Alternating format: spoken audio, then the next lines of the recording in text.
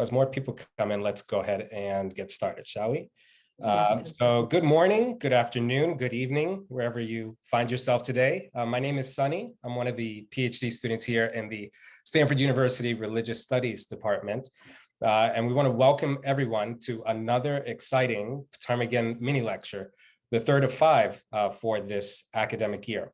Now, I am very excited for today's program because, as many of you know, the Ptarmigan series has showcased a slate of exceptional scholars who have discussed various themes in late ancient studies. And this evening is definitely no exception to that. Just a quick reminder, we've budgeted exactly 1 hour for this event. And during the presentation, we ask that you please do take advantage of the Q&A button that you can find at the bottom of your screen. Anu Jamin, my colleague in the program who oversees the Ptarmigan series, will come in at the end of the lecture to field our questions and present them to our speaker. Now, for today's program, we are extremely privileged to have Dr. Maia Kotrosits, who is a research associate at the University of Waterloo's Institute for Hellenistic Studies. She's the author of numerous publications, including her most recent book, and I must admit, a personal fave, The Lives of Objects, Material Culture, Experience, and the Real in the History of Early Christianity. Today, she'll be speaking to us on the topic of fantasy and late antiquity. And with that, I will now disappear and pass the virtual microphone on to you. Again, thank you so much for your time today. Thank you. I'm really happy to be here virtually and to experience your ghostly presences, as I can't see a lot of you. But I have to say, I love the advertisement that circulated on Twitter for this talk. It was, have you ever daydreamed about during lectures or class? If so, this lecture is for you, or some such. So it sort of sounded like the invitation was to daydream through the lecture on fantasy, which actually I liked a lot, because in Mary Capello's, she's got a mini book called Lecture. She writes that listening to a lecture involves the luxury of getting lost in someone else's lostness. And so I welcome this chance for you to get lost within my lostness. So let's start. Why talk about fantasy in early Christianity?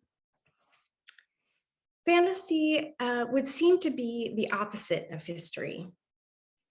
History, as we think of it, is a realm of actual events, real phenomenon. Fantasy suggests the unrealistic, something fanciful rather than earthy, or whimsical rather than concrete. But fantasy, I'll argue, is central to history, both to the writing of history and to the unfolding of events and phenomena in time. Fantasy is materially generative in social, political, and cultural worlds. And I'll show this through some examples in the history of Christian late antiquity. Fantasy in this talk will be about the psychoanalytically derived concept. So when I speak about fantasy, I'm speaking about desire, about projection, and about that psychic swamp on the edge of subjectivity, the unconscious. And in speaking about the unconscious, I'm always also speaking about the limits of what we can know about ourselves. So different theorists from Sigmund Freud onward have understood fantasy as having slightly different functions or nuances. Freud initially understood fantasy as a screen for repressed wants and wishes. And he saw daydreams and creativity, which are conscious forms of fantasy, as sublimations for these wishes and desires. Melanie Klein, however, who's writing a bit later and following Freud, found that fantasy plays a much more extensive and thoroughgoing role in inner life and human relationships. So she actually differentiates fantasy with an F, which is daydreaming, from fantasy with a PH. And fantasy with a PH was an ongoing process, constantly adaptive. And it's a way of making sense of one's environment and one's relationships. So of negotiating both inner and outer worlds. So it's the psyche, fantasy with a PH, is the psyche representing the world and the self to itself. It's a way of making sense of feelings and, importantly, contradictions in an incoherent self and world. So notably, while for Klein, fantasy is characteristic of childhood, it persists over time. She writes, fantasies becoming more elaborate and referring to a wider range of objects and situations continue throughout development and accompany all activities. They never stop playing a great part in mental life. So that's to say that even when we are not daydreaming, we are beholden to fantasies, just ones that have more detail and more verisimilitude. Fantasy across psychoanalytic literature entails scenes, dramatizations. Otherwise jumbled, confusing, or paradoxical feelings, experiences, and relationships get narrativized, organized. And these scenes are not just scenes for the playing out of desires, but also dramas of identification. And these dramas of identification become realized, shall we say, since in our fantasying, we develop and shape senses of the self. So for those who know Freud and Lacan, for Freud, there's Oedipal scenes, and Lacan, there's the mirror stage, respectively. These are scenes that involve fantasying and identification. But the fact that fantasy not only accompanies all activities, but also materializes in our self-understanding and our relationships means then that fantasy is not the opposite of reality. It's the psychic process of reality making. Fantasy, however, is not strictly an individual psychic process. As feminist historian Joan Wallach Scott has shown, fantasy is a fully collective process as well, one that, among other things, is part of how social and political groups form themselves. Scott writes, fantasy is at play in the articulation of both individual and collective identity. It extracts coherence from confusion, reduces multiplicity to singularity. It enables individuals and groups to give themselves histories, end quote. She quotes Jacqueline Rose, fantasy is not antagonistic to social reality. It is its precondition and psychic glue. For Jacqueline Rose, this psychic glue helps us to explain historical processes, especially for her claims to land and nationalist aspirations. That's in her book, States of Fantasy. Joan Scott, on the other hand, is describing the fantasy of historiography. She describes how feminist historiography has been drawn up through its imagination of a universal collective, women, and through identifications with women across time. Even if the content of the category of woman is said to change with historical conditions or social location, such histories are ironic in that they stabilize the category of woman as a kind of master category that cuts across time and place. Woman overrides over other important differences. And certain kinds of scenarios, Scott says, seem to repeat themselves in feminist histories. The iconic image of the female orator, the woman at the podium transgressing masculinized public space, is one of them. And in attaching to this scenario, imagining it and importing their own experiences, feminist historians have identified with the subjects of their history, creating a continuity both diachronically and synchronically, consolidating this kind of feminist identity. So this is, of course, not just what feminist historians do. This is the work of history. This is what the work of history is about. Desire becomes a story. Contradictions and differences get organized and resolved through this kind of temporal function. History as a writing practice also, of course, involves scenarios.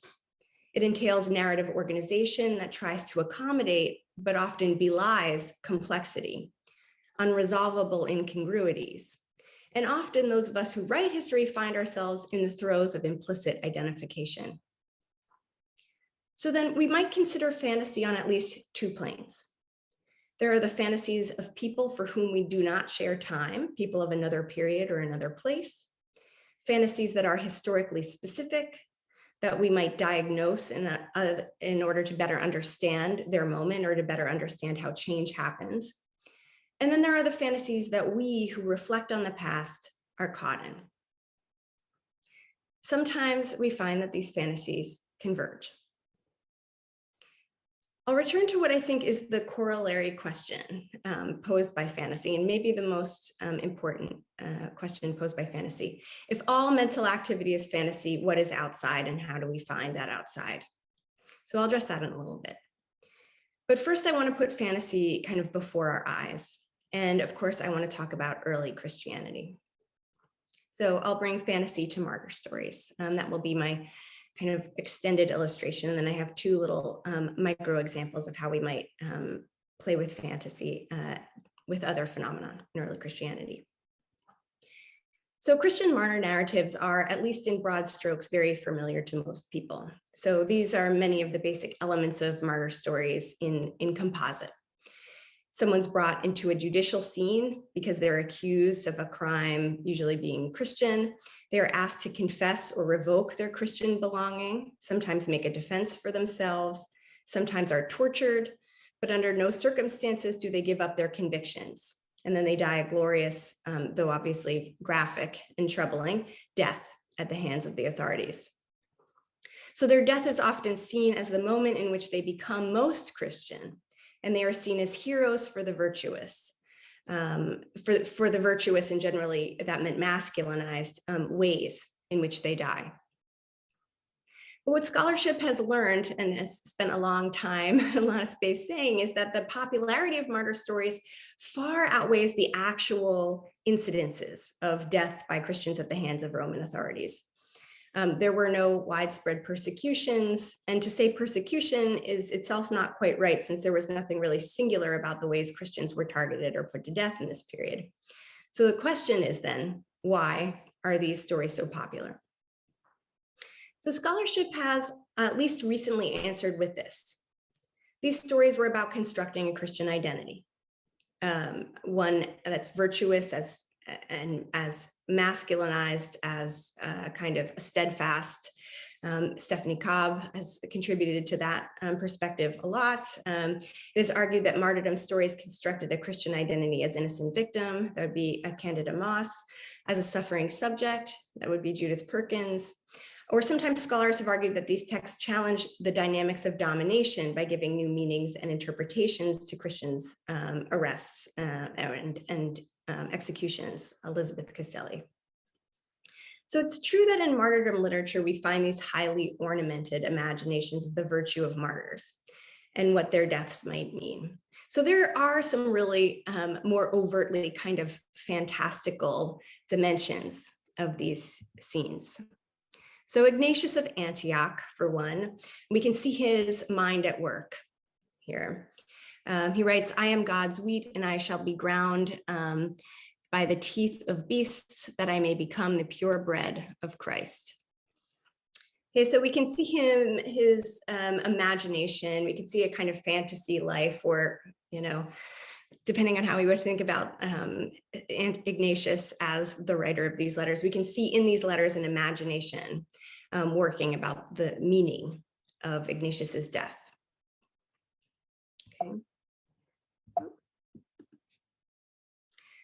Okay, in the Passion of Perpetua, we have, "And when Perpetua had sat upright, her robe being ripped at the side, she drew it over to cover her thigh, mindful rather of modesty than of pain. Next, looking for a pin, she likewise pinned up her disheveled hair, for a martyr should not suffer with hair disheveled, lest she should seem to grieve in her glory." So here's another place, here's another place where we can see, something unrealistic, right? A scene in which a woman who's being tortured is more concerned with her hair and her modesty than the pain she's undergoing. So here we can see in martyrdom literature, some spaces where the more overtly fantastical dimensions rush in. In Fourth Maccabees, a Jewish martyrological text, there's a scene in which Eleazar, before the Hellenistic authorities, refuses to eat unclean food, and so he's being tortured. He's an old man, and the scene describes him as, let's see, they tore off his clothes and he was still decently dressed. By his respect for God, they tied his arms behind him and began to whip him from both sides while an official kept calling out, "Obey the king's orders." But Eleazar was dignified and generous. He experienced the truth of his name and seemed like a person being tortured only in a dream. His body fell to the ground because it couldn't stand the pain, but he kept his thinking upright and unbending. Like an honorable athlete in the games, the old man defeated his torturers while they were beating him up. So this imagination of an old man being tortured as an athlete, right, and maintaining his mind over the course of this violence. Whoops, let's go back, sorry. Yeah. In any case, scholars tend to agree that whatever is imagined about these martyrs and the meanings of their deaths, that the stories demonstrate, of course, the extreme brutality of Roman power, that the depiction of Roman authority and justice is the historical baseline for these stories. And so much scholarship has found itself absorbing this picture of the immediacy and starkness of Roman power from these texts. So this is the question that I want to pose about fantasy. What did most people know in the ancient world about Roman power and justice? So it turns out not very much. The Romans, of course, made bombastic claims about their, sometimes not very much. The Romans, of course, made bombastic claims about their own power and forms of justice. But for many Roman provincials, those outside of Italy, knowledge of the efficacy of these claims was remote or implied. And so this is where fantasy rushes in. So what they did know is this: visual evidence of Roman power was everywhere. But outside of Italy, Roman officials themselves were scarce. So officials were rarely encountered, and Roman emperors traveled to the outer provinces only on select occasions, sometimes not for decades. Indeed, Rome regularly ruled the provinces by proxy, that is, through local elites rather than by relocated colonists from Rome. So this adds a little bit of ambiguity to who is Roman or what Roman officials look like, who they are to people in the provinces. What people in the provinces did see of Roman rule was, of course, impressive, right? There were roads and libraries. This is the library in Ephesus and the amphitheater in Ephesus on the right image. They saw aqueducts and walls, temples and baths. Of course, the tax structure was Roman. Names of towns were also Roman. There was Latin on buildings. And there was also visual propaganda, as you see in this image of Claudius and Britannia, the symbolic representation of the Roman conquest of Britain. So there were oversized statuary that depicted Roman emperors as gods and beautiful bodies, far different than the average human physicality, both in size and kind of perfection. There were coins and friezes that depicted Roman military conquests, as you see here. So this combination of dominating presence by proxy and this distance or even absence in daily life creates a lot of space for imagination to take flight. So there were imaginations about the sex lives of emperors. So for instance, the Emperor Hadrian's lover, Antinous, there were lots of statues of Antinous hanging around, or in stories of emperors stealing the wives of Roman elites. So Carolyn Vout has written a book about fantasies of, circulating stories of emperors' erotic lives. Imaginations of military prowess were presented in these kind of stark and militarized terms, as well as mythologized ones. So the images from the Sebastian at Aphrodisias that the Claudius in Britannia comes from, and these are very kind of dichotomized and strong images, of course, and purposefully so. So the Romans also had this ever-expanding bureaucracy that meant that they issued a lot of documentation. Okay, so this kind of paperwork too had an imaginative power for a remote regime. And this is Cliff Ando, some of the work that Cliff Ando has done.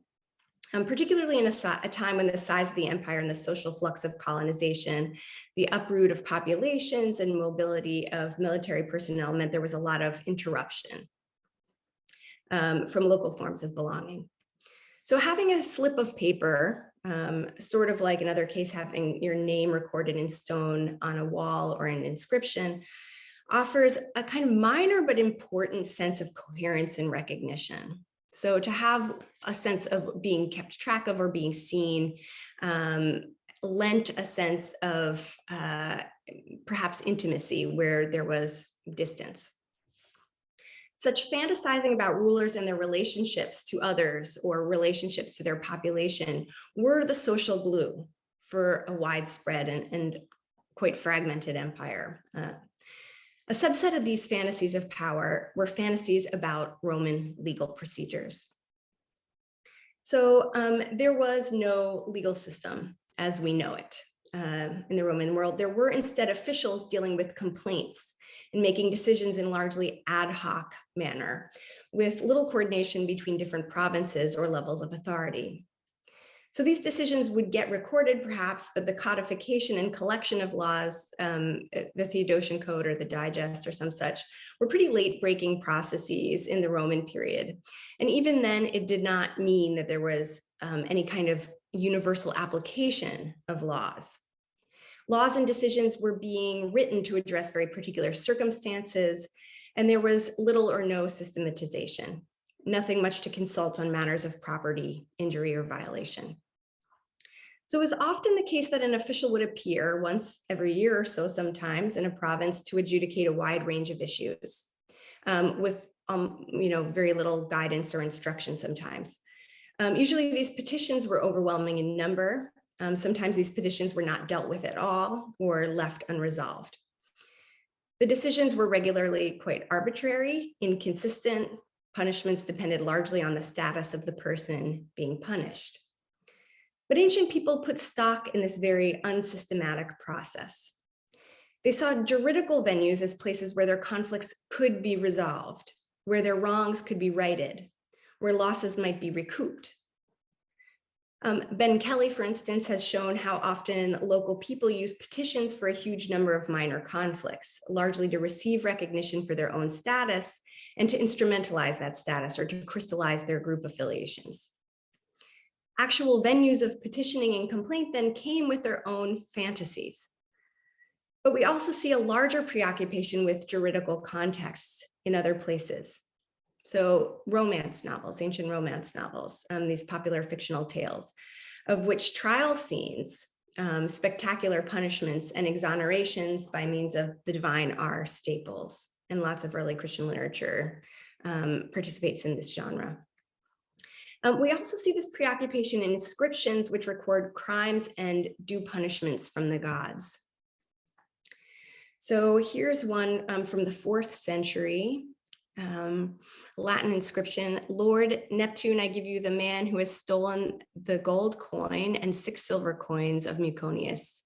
So I give you the names of those who took them away, whether man or woman, boy or girl. So I give you, Niscus, and to Neptune, the life, health, and blood of him who has been privy to that theft. The mind which stole this and which has been privy to it, may you take it away. The thief who stole this, may you consume his blood and take it away, Lord Neptune. In Angelos Chaniotis's work on this more kind of concentrated instances of confession inscriptions, which are very much like this in Asia Minor, he notes the way that these inscriptions offered an inherent comfort and the idea that gods knew what happened, recognized the wrong, and offer hope that justice could be done. So such inscriptions might also imagine that a current ailment or trouble is the result of divine justice, even lead to the presumption that a crime was committed if you had some sort of injury or illness. So we can obviously see in these inscriptions longing for clarity, for definitive cause and effect, and perhaps some frustration with other channels of justice that might have been less satisfying. So we should place martyr stories in these contexts. In martyr stories, we have dramatic confrontations with Roman authorities. We have swift and condensed legal processes. We have lurid tales that have at heart a transparent moral world with obvious guilt and innocence. And we have a God that vindicates when Roman justice fails to get it right. We have a moment in an otherwise hazy world of social collisions and confusions in which identity is depicted as obvious. There is recognition. One stands in the presence of and is seen by the very distant powers that be, whether gods or governors. Let's take this down.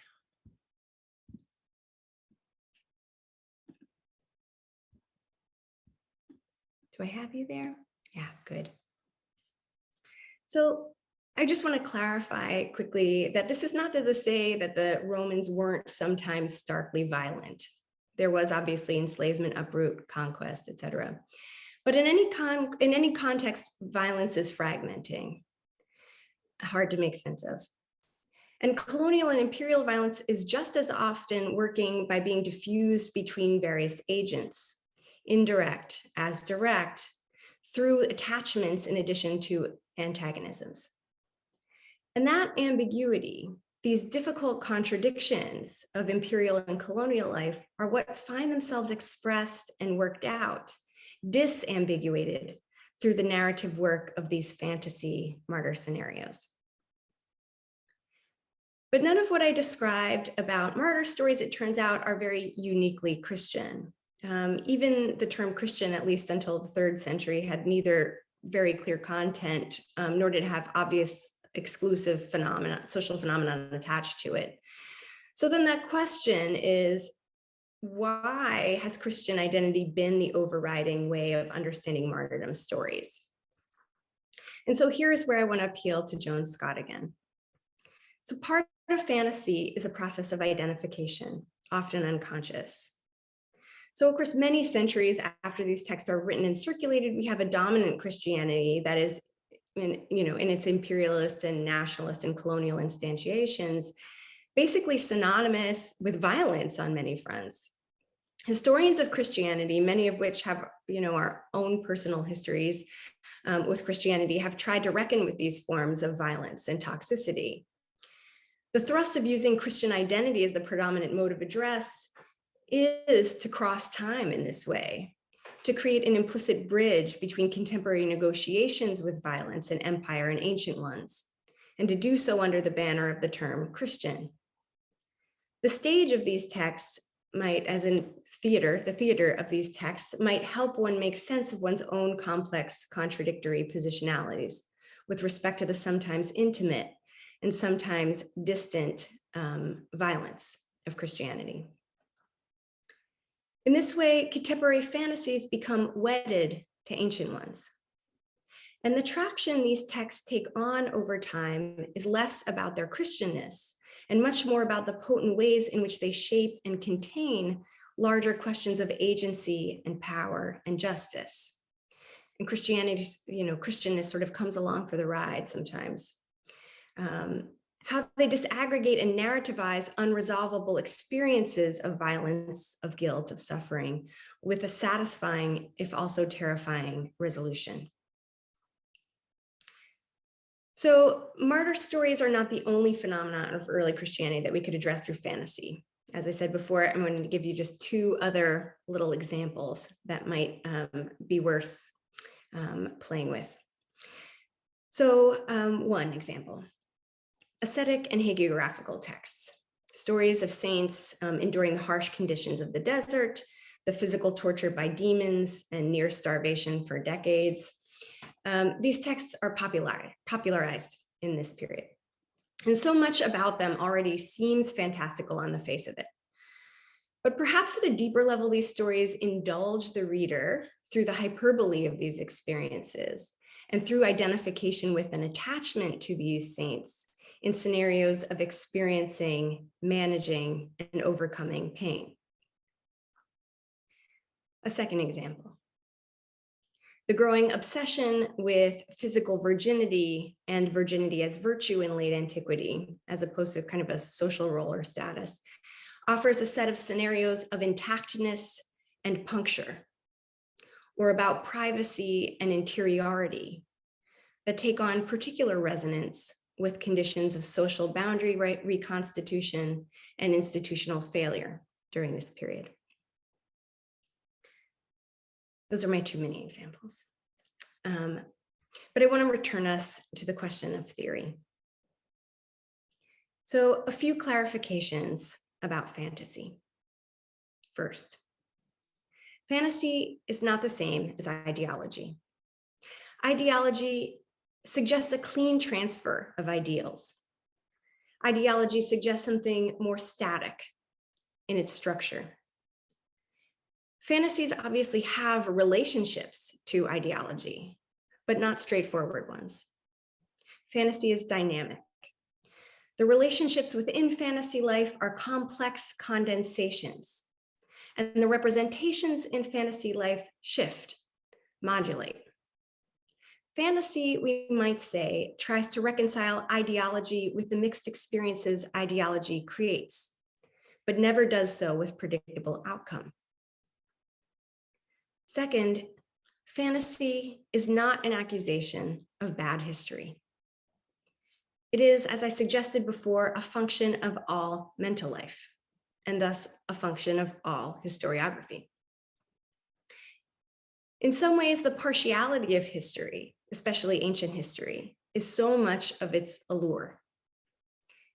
These same material elements that I've shown you, the statues, the broken down libraries, etc., ones that captivated ancient minds, captivate ours, as we build whole imaginative worlds around them with ever more detail and verisimilitude.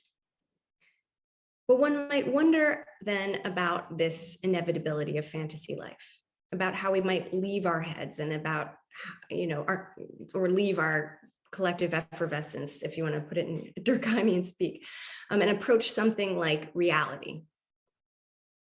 So reality has been a vexed and vexing concept in the history of psychoanalytic thought, especially since the advent of post-structuralism, or the linguistic turn associated with people like Derrida, Kristeva, Butler, Foucault.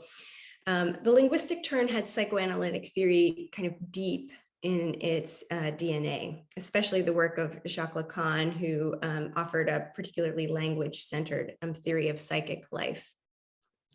So the unconscious, as that he wrote, is he wrote the unconscious is structured like a language. So that's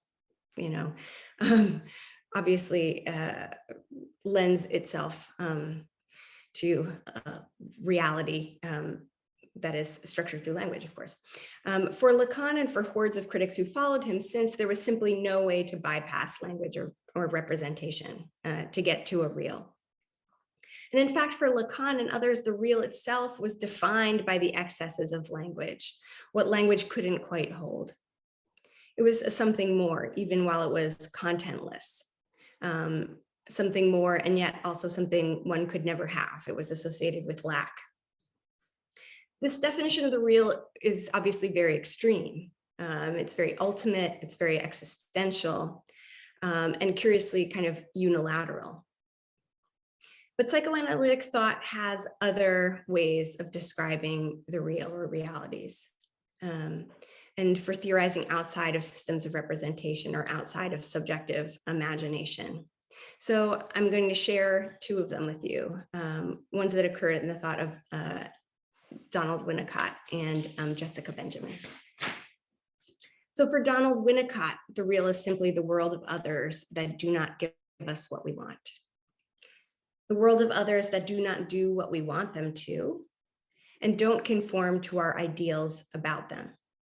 That is to say, when our fantasies of omnipotence and our ability to make others into what we want collapse, that is when we encounter the real. For Winnicott, this is also about the survival of others. When they do not do what we want, In fantasy, we aggressively destroy them. We encounter reality when our others then survive that destruction, when they live on.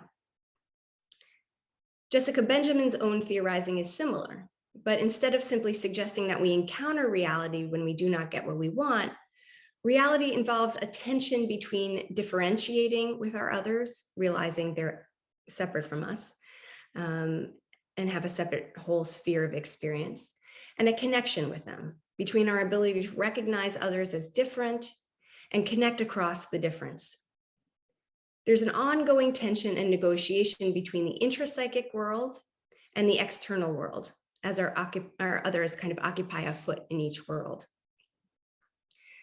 So I just want to notice with you that these are two very relational descriptions of reality, and that's their virtue. They're also very ephemeral pictures of reality.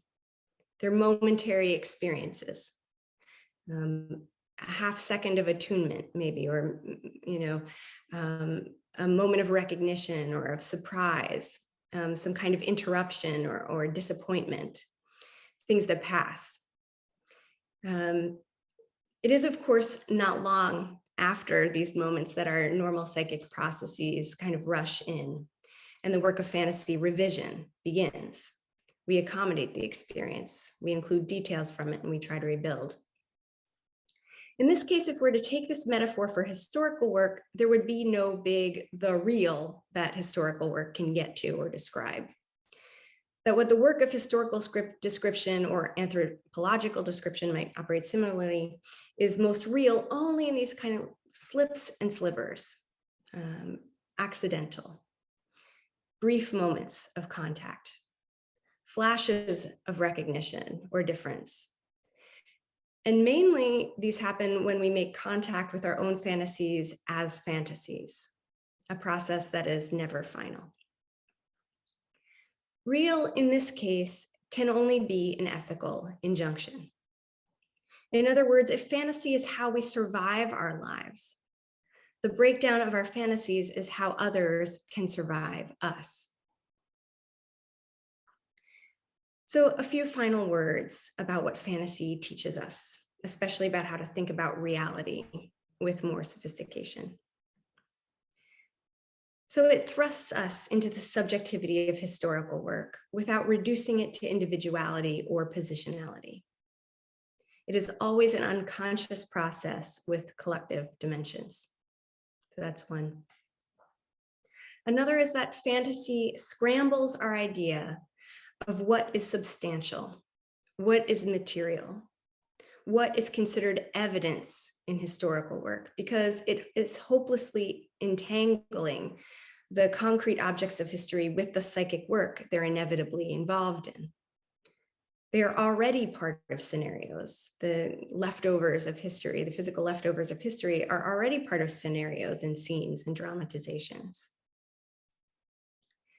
And finally, because fantasy works on and through verisimilitude, a certain idea of what reality is like. And one of the things that I've always loved in Judith Perkins' work, she has this quote, "Realism is a social construct," and it's just perfect. What is realistic certainly varies with time and place, and often person to person, as we know.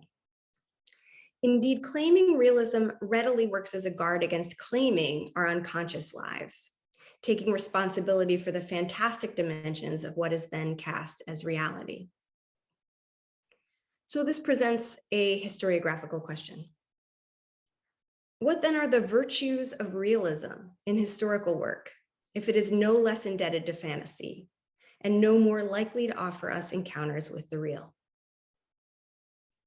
It would seem to me that we might pause to separate out the real from the effect of realism and ask what possibilities there are for leaning into forms of description, of knowledge production, of research creation that are less realistic. Perhaps ones that are more metaphorical, more lyrical, more oblique. I'm reminded, I used some surrealist art in the PowerPoint part of this presentation. And that's because I've been thinking about the work of Suzanne Césaire, who was incidentally married to Aimé Césaire. She's a Martinique writer on colonial life and proponent of surrealism. So surrealism for her was, quote, a permanent readiness for the marvelous. She writes, quote, surrealism is living intensely, magnificently, a total activity, the one that can liberate humankind by revealing to it the unconscious.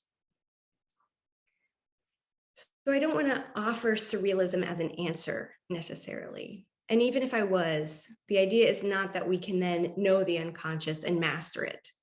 The idea is rather that by putting the unconscious into play, into the foreground, we might be a better position to untangle ourselves from the dominating absolute of an overdetermined reality as we know it.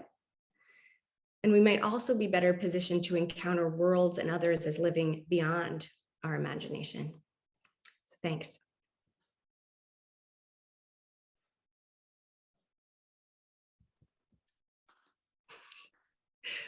Great job. Of course, you can't hear everybody clapping, but again, I promise they're out there, they're in cyberspace, and it's happening. First and foremost, thank you so much for taking the time to be here with us again. And also, we really, from the perspective of a student, I think your discussion is something that early on in one's career, you really start to think about. And I, for one, have a lot of questions. So I kind of do just want to jump into the questions, unless you have anything else you want to kind of add or revisit. No, I'm happy to talk. All right, that's great. Okay, so I just kind of want to take it back to the beginning of your discussion. And actually half and half, the beginning and end of your discussion. The nexus of fantasy and reality. And I want to ask you a normative question here. And I want to ask you what we should value between the two of those. And with the constraint that, we're historians, that we are paid by an institution, and we have certain expectations of the work that we're writing.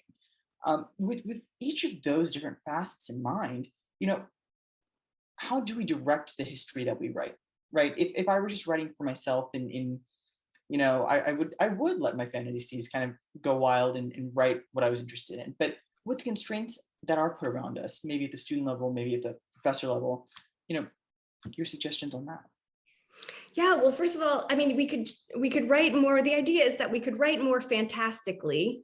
We could write with less effects of realism, but we wouldn't be accessing more of the real that we're after by doing so. I mean, by writing more realistically, right? So the question is really kind of an institutional or disciplinary one.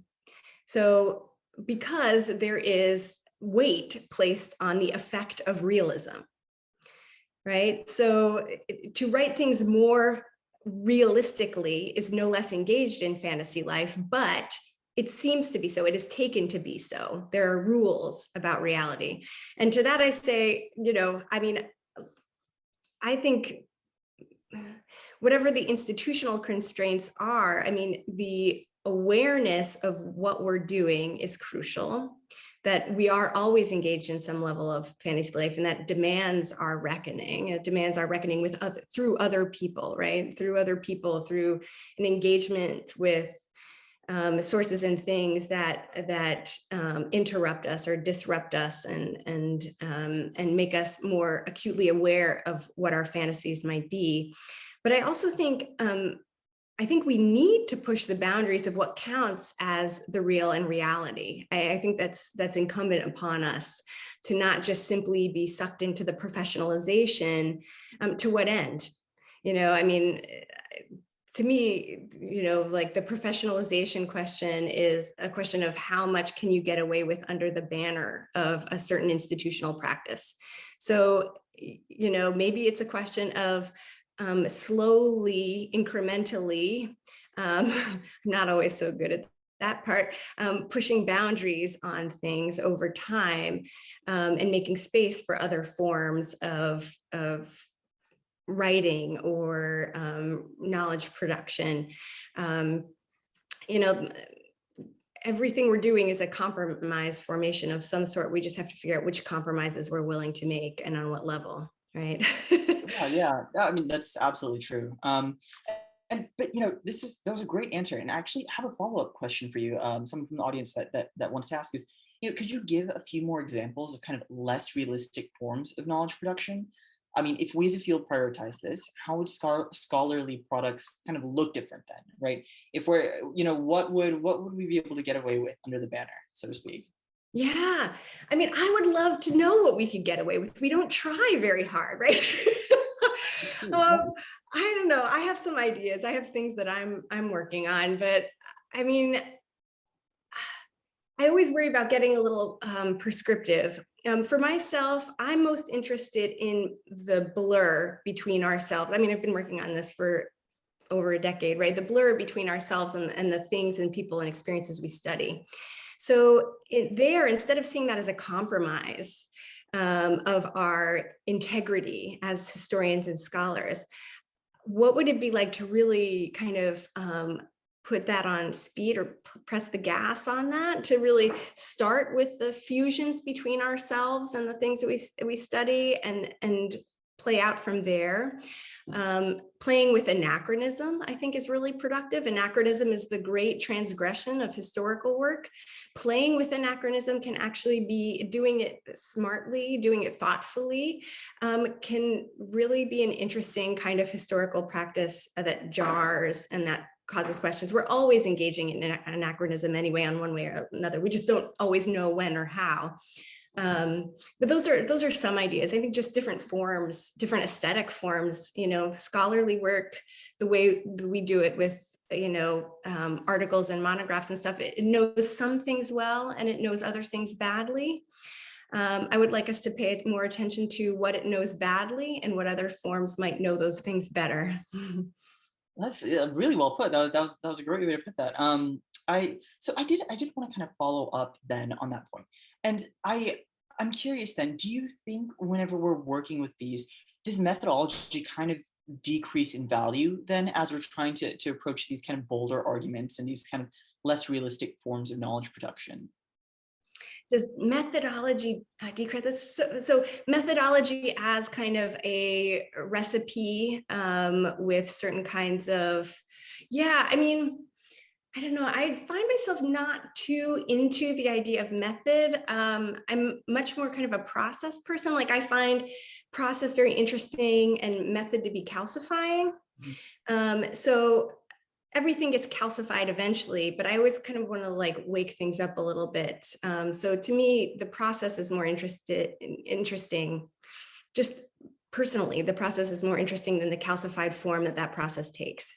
Yeah, no, it's, I only ask that question just because, a lot of dissertations that are kind of published in our field oftentimes suggest a methodology, suggest some kind of prescriptive way to research a certain subset of arguments or articles. And, it does kind of become a recipe, cake, bake kind of production of knowledge. So, from a student perspective, that is a really exciting answer to hear, that, focus a little bit more on the process. Don't tell your advisors I said that. No, too late. My advisor already heard. So, it's all okay. All right. So I do kind of want to turn our attention a little bit more. We've talked a bit kind of about the theoretical elements of what you've talked about. And we do have this really interesting question from the chat, and I'm just going to read it out for you. And it goes, how much would you say that the classical fantasy of the athlete plays into the popularity and imaginative landscape of martyrdoms and ascetic texts? You see a lot of these athletes of God being, bandied about. Would you argue that these stories are a Christian continuation of the classical trope? And how would you say gender plays into this crossover? So Perpetua, AFAB aesthetics, like Mary of Egypt and the transgender monk saints, and so on. Yeah, that's a really great question. Yeah, these are great questions. Yeah, I mean, I think it plays into it a lot. I think the athlete itself is a fantastical figure, right? I mean, it's what the body can do. These are fantasies about what the body can do.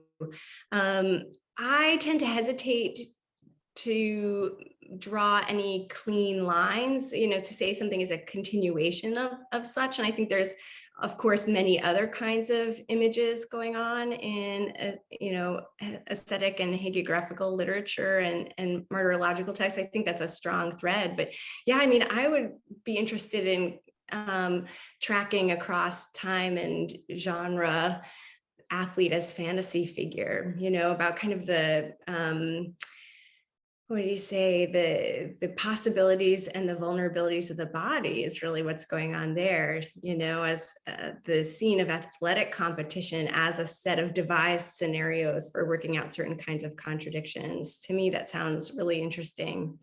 What a nicely specific question. Yeah, that was a great question. Okay, and then I did want to ask a quick question. There was one point where you were kind of discussing, the label of Christianity and our use of that term in the study of late antiquity. Yeah. And I, based on what you were saying, I kind of thought, should we then just kind of avoid that label in this discussion, if kind of only for more specificity? I just kind of want to hear a little bit more of what you might think on that. Oh yeah, well, so this is my thing that I say all the time and try to not say it too much because I say it all the time. Yeah, I think we have to be really historically specific about when we're using Christian and why. Geographically specific. I myself am using it as shorthand often for communication, which sort of drives me crazy. But yeah, I mean, the idea is not that we embargo the term or that there's a moment in time which we can then begin using it. It's just simply that Christian identity may be much more interesting to us than it is to ancient people. And what else is going on there? And so some of the work that I've done in Lives of Objects and before that in Rethinking Early Christian Identity was offering some ideas of what we could look for instead, what would be there instead. And a lot of that has to do with collective experiences of social upheaval, diaspora, trauma, these kinds of optics have been, not simply deconstructing the term Christian, but like meaningfully bringing some other kind of set of experiences and presuppositions, even if those are also devised and kind of modern scholarly interests, that's inevitable, but maybe just different ones than the ones we've always used, Yeah, I suppose, these terms maybe gather weight over time, so to speak, and they kind of take away from what we're doing. Is that what you were kind of trying to say? Yeah, the term Christian takes weight over time. Yeah, and I think Christian identity appeared at a very particular moment in scholarship, and it was immensely popular and immensely useful. It produced all kinds of great scholarship on it. So I don't want to malign the term, but we instead, and this is a process versus product kind of question, instead of kind of appreciating the process by which that scholarship came to be and by which Christian identity came to be. Instead, people really latched on to Christian identity as the product, as the thing, and it kind of solidified. It took on a historical referentiality that may not even be a necessary corollary of the scholarship that was using it at first, Judith Liu and Karen King and such.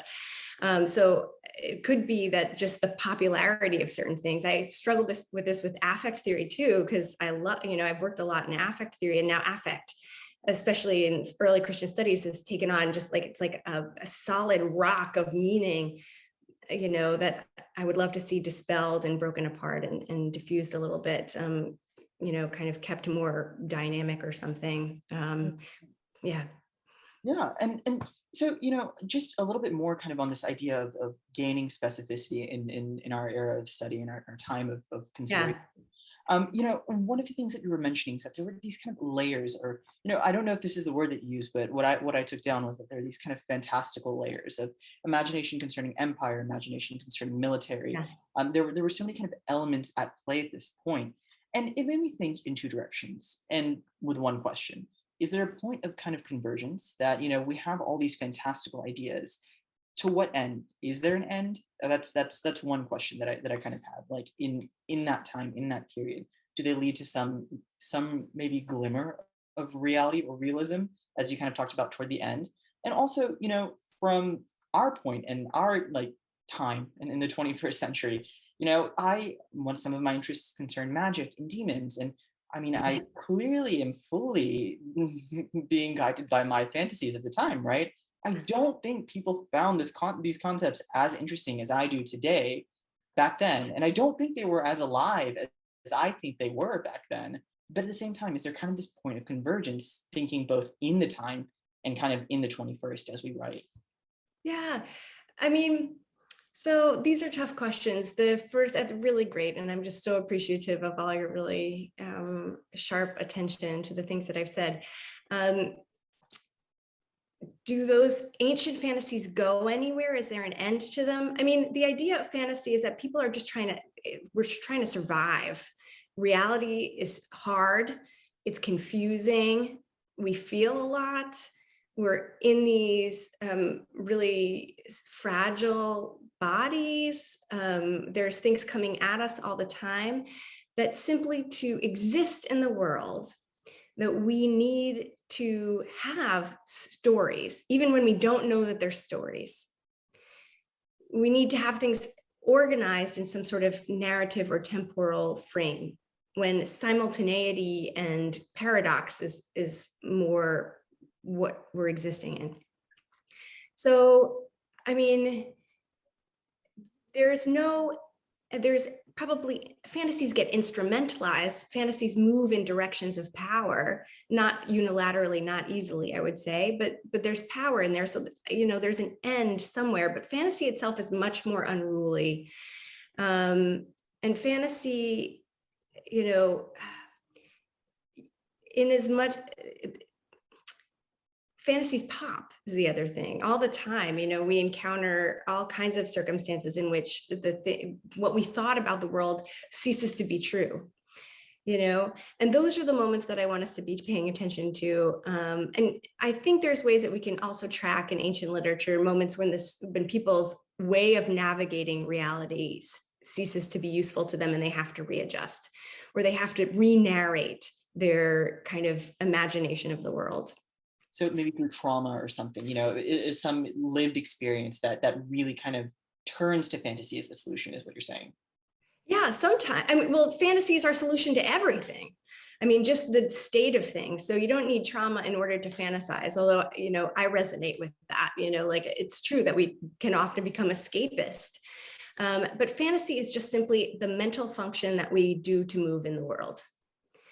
And that there's moments that we can recognize, right, in the present. There's moments where we see another person who, for instance, or we can recognize an experience, in part because we start to see our own fantasy life as fantasy.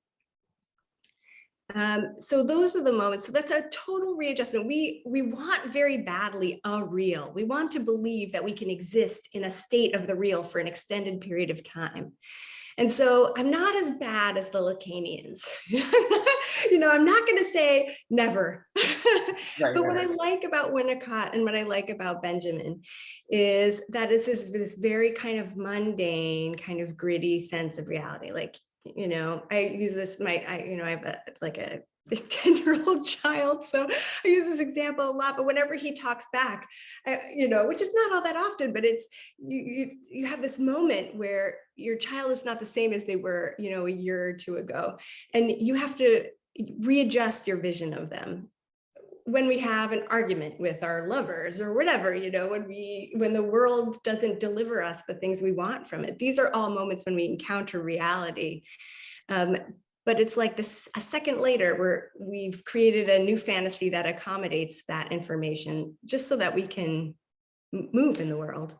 The dynamism of it. That's really what. Yeah, that's incredible. Well, sorry to say we are at 6 p.m. and I do want to say again, thank you so much for coming out. And thank you to everyone for joining us this evening. It had been a real pleasure. And again, thanks so much. Thank you.